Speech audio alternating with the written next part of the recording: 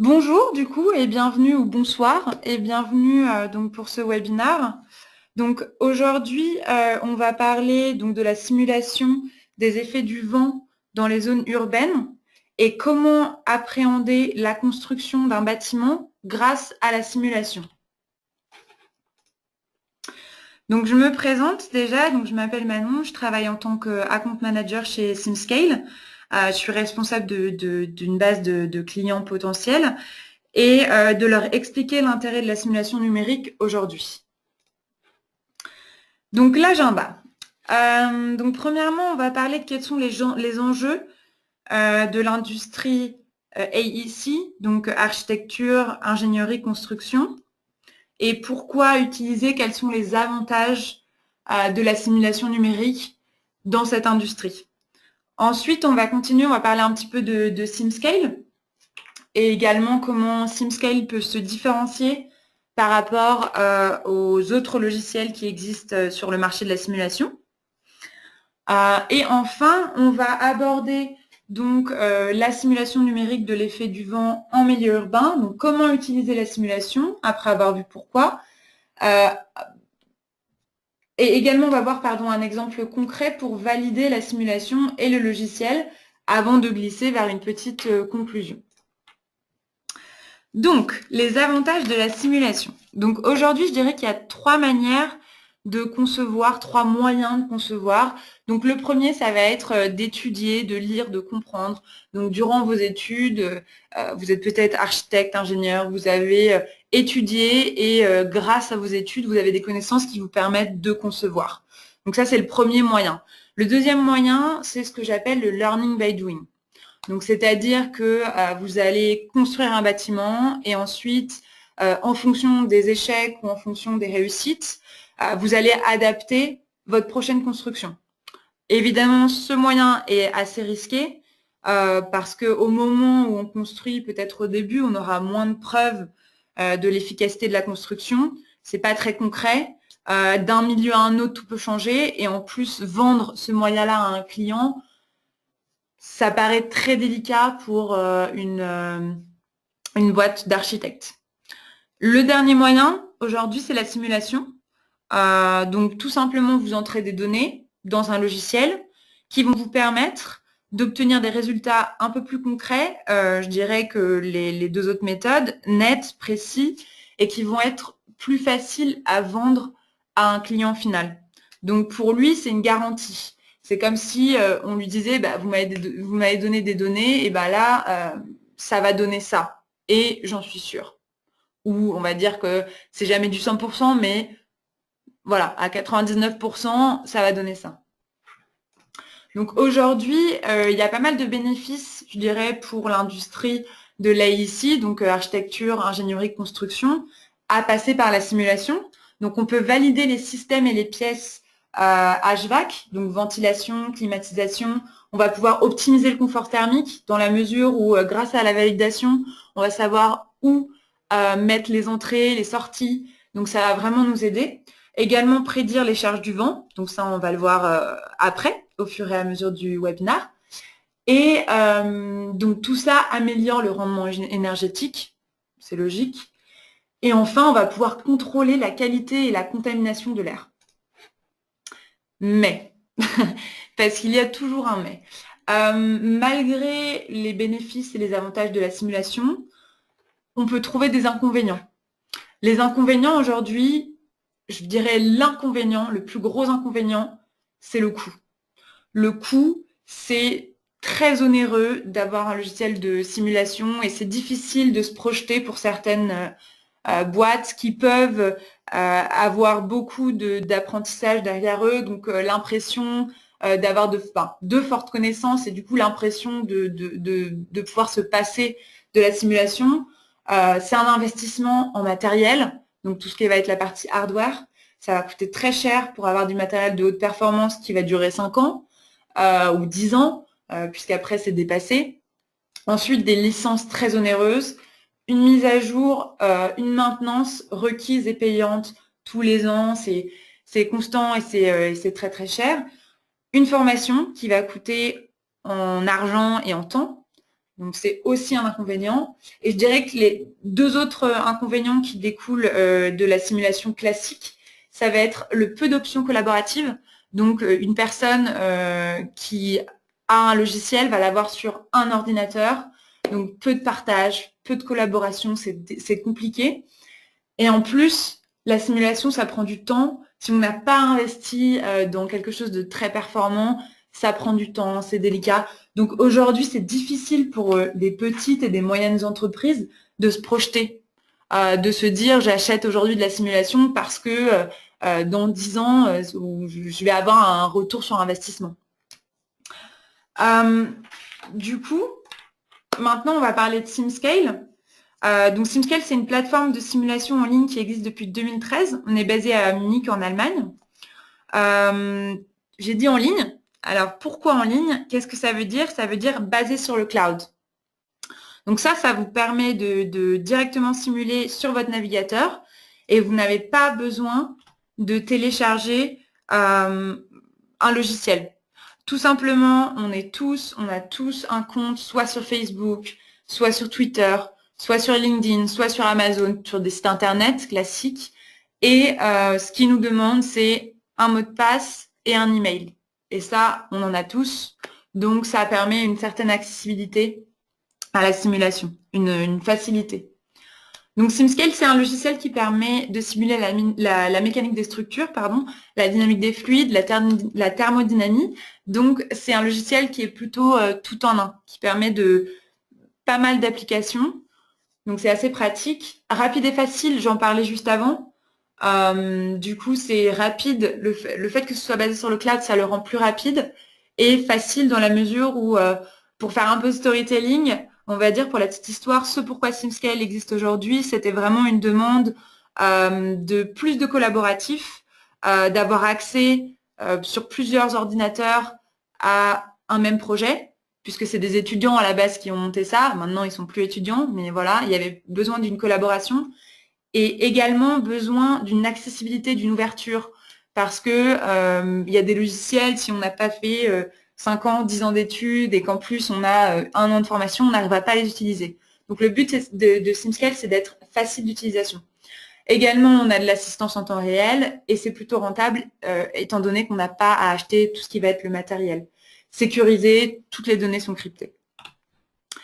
Pour en finir avec SimScale, donc les industries qui l'utilisent, donc aujourd'hui, il y a l'industrie de l'architecture, ingénierie, construction et plein d'autres industries. Donc SimScale, il est accessible à tout le monde et par tous. Sujet du jour. Alors, aujourd'hui, donc on va parler de la simulation numérique de l'effet du vent en milieu urbain. Donc, on vient de voir pourquoi la simulation peut être utile et maintenant, on va voir comment. Donc, comment la simulation numérique peut être utilisée pour la prédiction et l'évaluation de l'effet du vent sur le confort des piétons dans les zones urbaines. Alors, sur la vidéo, c'est assez... on voit directement qu'il y a un inconfort qui est créé par le vent. Il y a un énorme coup de vent, même, je dirais plutôt des rafales qui s'abattent sur les piétons, qui rendent la marche impossible, difficile, périlleuse. Et on voit d'ailleurs que la jeune fille qui aimerait avancer se voit reculer par la force des choses, par la force du vent. Sur cette image, grâce à cette image, on s'aperçoit que c'est important aujourd'hui de prendre en compte le vent et de regarder et de simuler ce qui va se passer du vent face à un bâtiment qu'on souhaite construire. C'est important de mesurer la force du vent et de comprendre ses effets pour qu'on puisse construire en harmonie, c'est-à-dire qu'on puisse construire un bâtiment qui puisse aller dans une zone urbaine et également qui soit en accord avec la météo, je dirais. Ce qui va nous aider à mesurer la force du vent et à comprendre pourquoi on peut construire ou non un bâtiment, ça va être l'échelle de Beaufort.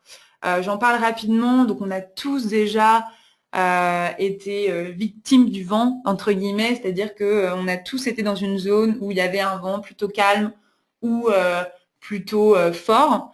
Et normalement, cette échelle, elle va de 0 à 12, sachant que de 8 à 12, ça va être que des phénomènes météorologiques, donc des tempêtes, des ouragans. Donc, on ne le présente pas ici. Nous, ce qui va nous intéresser, c'est de comprendre, en fonction de la vitesse, quels effets il va y avoir sur les piétons. Donc, on veut éviter de monter en force.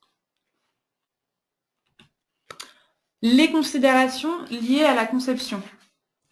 C'est important de comprendre ce qu'il y a à prendre en compte quand on étudie les effets du vent. Quels sont les concepts, les lois qu'il va falloir mesurer. Donc le premier effet, je dirais que c'est l'effet Venturi. Donc tout simplement l'effet Venturi, on va le constater sur l'image au milieu des deux zones rouges, au niveau des deux zones rouges, à droite et à gauche du bâtiment central. Donc sur la zone de gauche, où l'effet est très fort, ce qui se passe au niveau de l'effet de Venturi, c'est qu'il y a un resserrement de l'espace. Donc ça provoque une dépression et ça augmente la vitesse du vent, donc par conséquent la force du vent qui s'en échappe. Donc on peut également constater à cause de l'effet Venturi une diminution de la température qui est assez significative. Donc ça, c'est un problème quand on construit un bâtiment. Si on ne prend pas en compte l'effet Venturi, on va créer des zones où il va y avoir un vent violent, avec une chute de température. Donc un inconfort très fort pour les piétons. Donc on va créer une zone, donc déjà un peu confortable, mais en plus on va générer de l'insécurité. Donc on trouve cet effet très fréquemment et il peut être très dangereux. Un autre concept à prendre en compte, ça va être les coins des bâtiments. Donc, il faut savoir tout d'abord que les coins des bâtiments, c'est la zone qui crée le plus d'inconfort dans les zones urbaines. Donc, c'est ce qui va être le plus dangereux pour les piétons. Donc, le vent se confronte à la face d'un bâtiment. Là, on va le voir, l'effet, je vous le montre juste avant de parler de l'effet, de ce que c'est. Ça va être les zones rouges au coin des bâtiments où là, on va voir que la force du vent va être énorme. Donc le vent essaie de s'échapper quand il est confronté à une face, à un solide. Il va essayer de s'échapper sur les côtés à droite ou à gauche. Et il va y avoir une dépression également jusqu'à ce que le vent prenne une vitesse considérable et que ça forme des tourbillons et des vortex. Et ça va être très dangereux pour les piétons. Et c'est pour ça qu'il n'est jamais recommandé de placer un jardin, une terrasse de restaurant, des espaces publics, peu importe, il est vraiment déconseillé de construire autour. Et là, on le voit vraiment bien grâce à la simulation, je dirais. Enfin, je dirais que le dernier concept à prendre en compte, ce sont les voies, les passages. Donc là, on le voit entre les deux bâtiments, il y a une traînée rouge qui représente donc cet effet-là. Ou pareil, il va y avoir une dépression et une augmentation de la vitesse du vent, ce qui fait que ça va être dangereux pour les piétons. Vous imaginez bien que ces deux buildings là pris au hasard, mais deux buildings dans une ville, ça va créer des zones d'inconfort et des zones dangereuses pour les piétons qui vont passer. D'un coup, ils vont être attaqués par un vent très très fort. Donc, grâce à ces constatations, on voit, à ces considérations, on voit qu'il y a des choses à prendre en compte qui vont être très dangereux quand on va concevoir un bâtiment. Et il faut vraiment y penser. Maintenant, ce qu'on va faire, c'est qu'on va valider. Donc, on a vu pourquoi on devait utiliser la simulation, comment l'utiliser, qu'est-ce qu'il fallait prendre en compte. Et maintenant, on va valider avec des expérimentations. Puisqu'évidemment, sans validation, je dirais que la simulation, c'est nul. C'est-à-dire que si on est incapable de dire si c'est valide ou non, si c'est viable ou non, ça n'a aucun intérêt. Donc, on va valider cette hypothèse-là.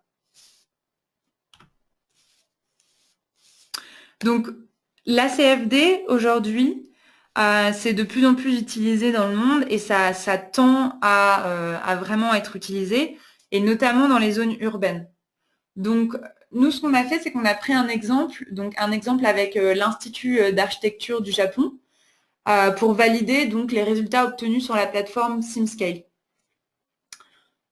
Donc, dans ces expérimentations, on a modélisé la plateforme, la ville de Niigata. Donc, on sait que le Japon, c'est un pays où il y a une densité très forte d'habitants par kilomètre carré. Tokyo, par exemple, ville la plus peuplée du monde, l'architecture y est très particulière.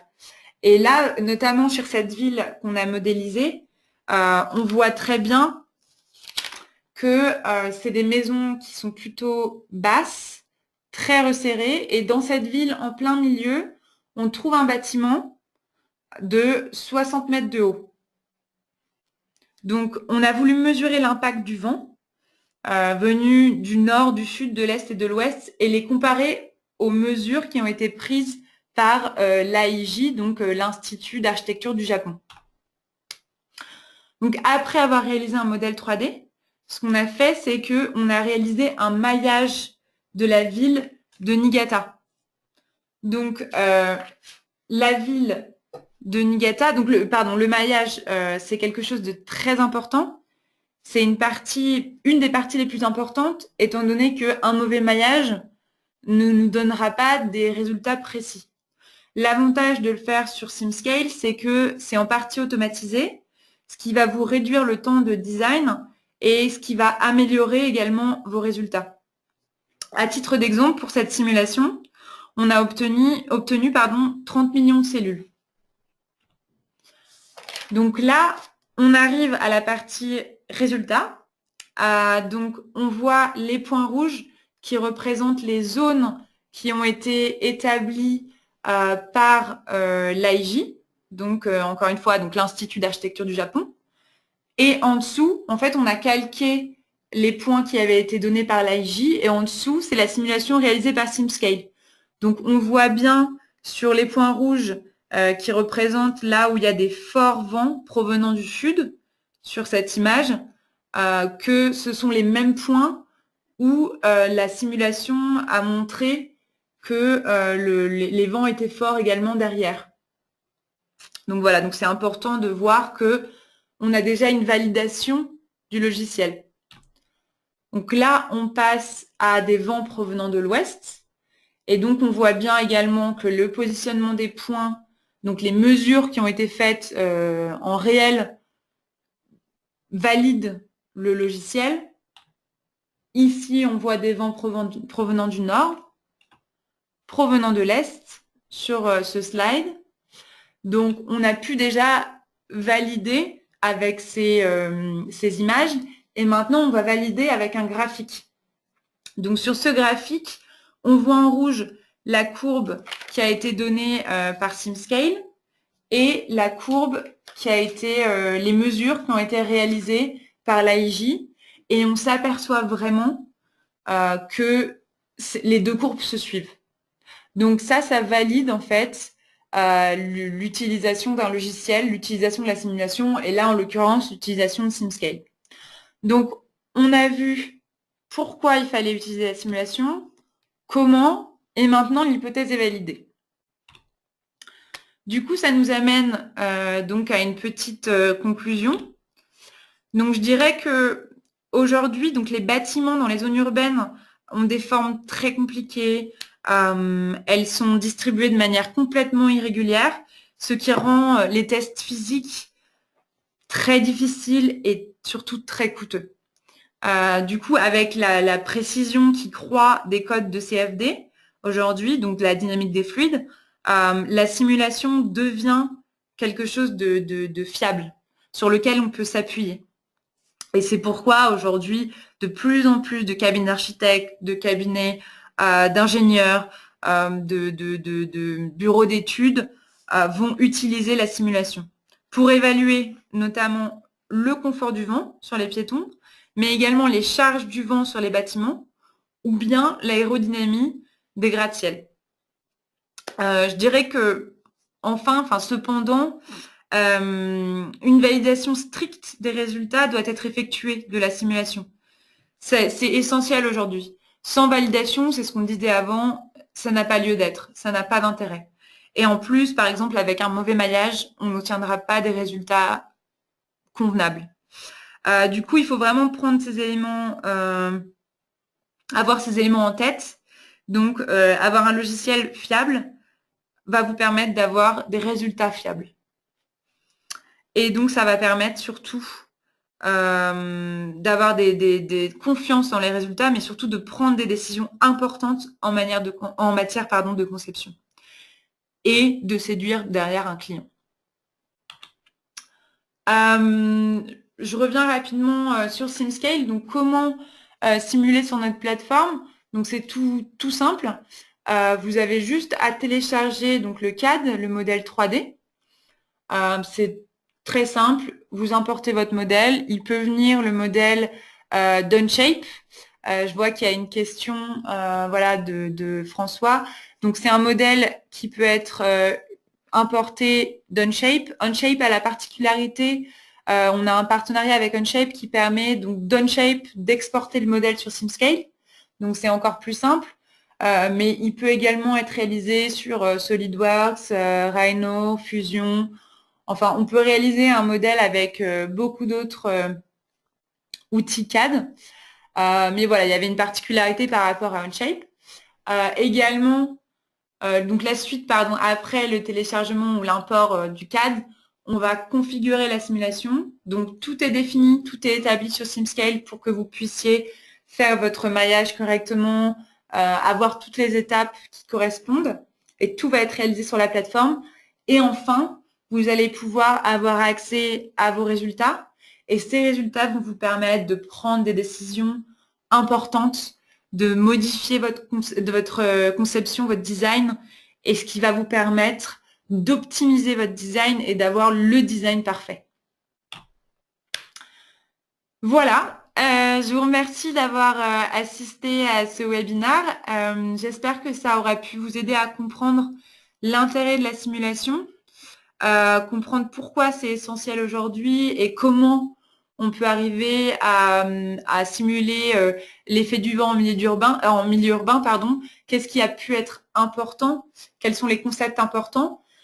Vous pouvez nous envoyer des messages sur notre email, donc support@simscale.com. Également nous suivre sur les réseaux sociaux ou vous rendre sur notre site internet où vous trouverez d'autres webinars qui ont été enregistrés, qui ont été réalisés auparavant, plutôt en anglais, puisqu'on est une équipe assez internationale. D'ailleurs, si vous avez des questions, c'est plus pratique si vous pouvez les envoyer en anglais. Si c'est en français, c'est pas grave, mais ce sera toujours mieux en anglais.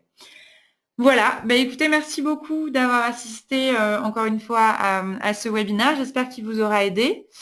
Et puis, n'hésitez pas à nous écrire ou voilà, à nous joindre pour nous poser toutes vos questions. Bonne journée, bonne soirée, au revoir.